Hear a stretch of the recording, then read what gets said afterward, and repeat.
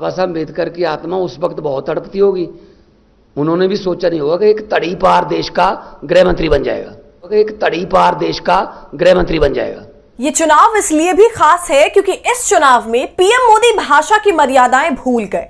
मुसलमानों को लेकर जिस तरह की घटिया बातें की वो किसी से छुपी हुई नहीं है। और अब देश के गृह मंत्री अमित शाह ने अरविंद केजरीवाल को लेकर एक ऐसा बयान दे दिया है जिसके बाद पंजाब के मुख्यमंत्री भगवंत मान ने खुले तौर पर अमित शाह को तड़ीपार बता दिया। नमस्कार, आदाब, आप देख रहे खबर अड्डा और मैं हूं आपके साथ सुम्बुलीरम। पंजाब में अमित शाह चुनाव प्रचार कर रहे थे जहां उन्होंने दिल्ली के मुख्यमंत्री अरविंद केजरीवाल पर निशाना साधते हुए कहा कि बाबा साहेब भीमराव अंबेडकर की आत्मा तड़पती होगी कि कैसे दिल्ली का मुख्यमंत्री जेल में भी रहकर मुख्यमंत्री बना रहा।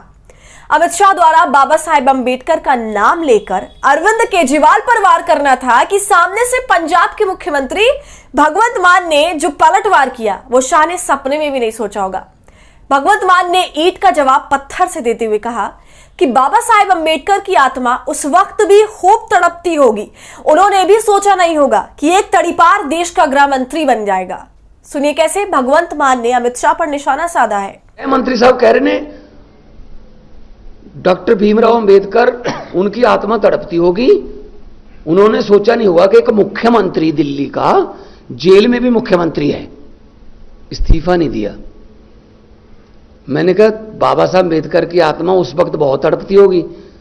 उन्होंने भी सोचा नहीं होगा कि एक तड़ी पार देश का गृह मंत्री बन जाएगा।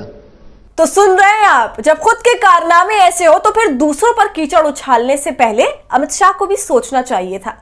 लेकिन एक बात तो पूरी तरह से साफ है कि दिल्ली की राजनीति हो या फिर पंजाब की राजनीति, अरविंद केजरीवाल के जेल जाने और जेल से निकलने के बाद पूरी तरह से बदल चुकी है। दिल्ली में भाजपा जो 7 की 7 सीटें आसानी से जीत जाती थी, उन सीटों पर केजरीवाल ने भाजपा की मुश्किलें बढ़ा दी हैं। केजरीवाल का बाहर आना कहीं ना कहीं अमित शाह को बौखला दिया है और यही वजह है कि वो इस तरह का बयान दे रहे हैं।